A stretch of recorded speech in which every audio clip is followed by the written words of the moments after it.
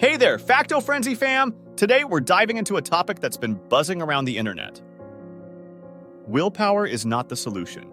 For this year's round of New Year's resolutions, try Brainpower instead of Willpower. I hate to break it to you, but if you think the solution to behavioral change is a dollop of willpower, or if you genuinely believe that you're failing to be your ideal self because of a lack of moral fiber, you might be living in the 1940s. Come join the new millennium. It's almost 2024 after all. If you could program yourself like a machine to stick with your new resolution, you would. You'd never slip up, but alas, you're not a machine. The more difficult your resolution is, the less likely you are to stick with it. You'll find the pretty excuses later, but the real reason is that you're a biological critter and your brain is optimizing for more than your latest self-improvement plan. Willpower is the fantasy fever dream you let yourself believe in while you're brewing your resolution. But when push comes to shove, reality kicks in. If your resolution is unrealistic for your brain and your lifestyle, it'll slip. If your resolution is unrealistic for your brain and your lifestyle, it'll slip. Instead of relying on pure willpower, try Brainpower. Win by being cunning instead of stubborn. It's often possible to craft a path to success that works without willpower. The trick is to step outside yourself for a moment and design a program as if you were your own client or adversary.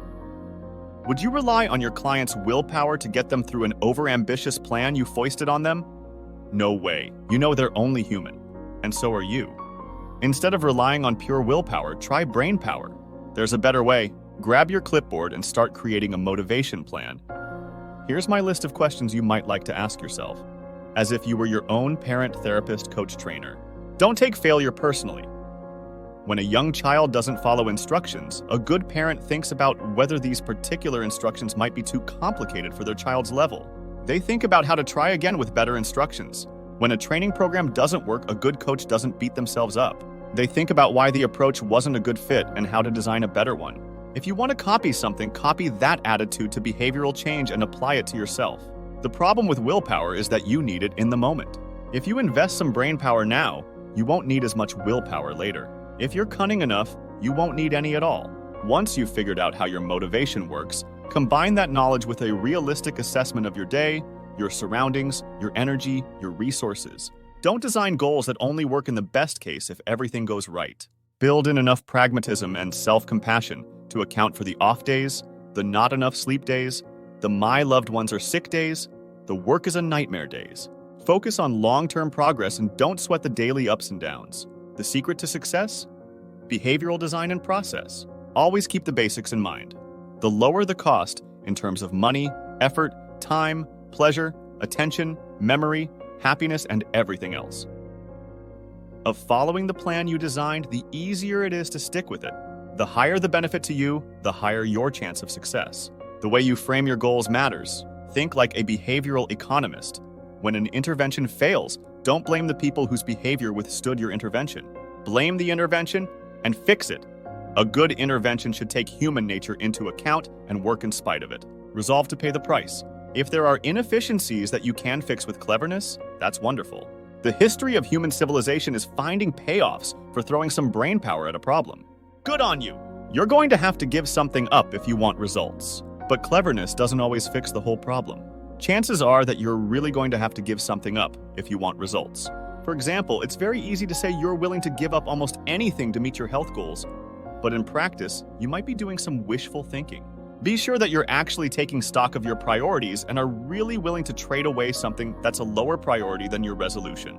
The mistake people often make is to confuse resolutions with the act of powerlessly wishing they had more time, energy, resources than they really do. We all wish that, but wishing doesn't help. If you're currently using up all your time, energy, resources, then something's got to give if you want to make a change. You'll need to come to terms with the idea that you'll have to make trade-offs and reallocate resources if you're serious about your goals. Sometimes the exercise of pricing your behaviors can help you come face to face with your priorities. Write down the highest price you'd actually be willing to pay to have a magic genie grant your goal.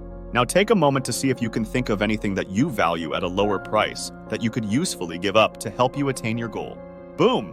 There's your loud and clear reminder about which of these two things is more important to you. Can't think of anything? Bad sign. If there isn't anything that's a lower priority, chances are that your resolution will fail.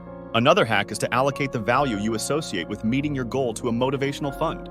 In other words, Give yourself the gift of meeting your goal by gathering the amount of money it's worth to you and using those funds to make it easier to stay motivated. Pay yourself in spa days or clothes or video games or gadgets or whatever else floats your boat. Or if the currency you're working with is time instead of money, then pay yourself in self-indulgent me time you'd usually feel guilty taking. If you are like most people, simply being able to tell yourself that you could use your motivational fund to, say, buy yourself that same cocktail sometime in the future is enough to prevent you from accepting a free cocktail today. Economists have a lot to say about the special price of the euros and all the tricks it plays on your brain. The motivational fund strategy can be a useful counter, especially if you err on the side of forgetfulness. You only need to forget once in order for the strategy to have paid off in health terms, but I'd be willing to bet you'll forget most of the treats you earmarked for the future. So you'll likely spend less on them than if you did accept all the freebies that feed your bad habits. You're not going to meet that goal when there's no space for it in your life. The point is that if a goal is important to you, then you should be willing to part with something to meet it. It's sensible to deploy your resources in line with your goal's priority level. If you take stock of your situation and discover that all your resources are spoken for by higher priorities, then it's time for some brutal honesty. You're not going to meet that goal when there's no space for it in your life. The sooner you let go of it and focus on your true priorities instead of on beating yourself up, the happier you'll be.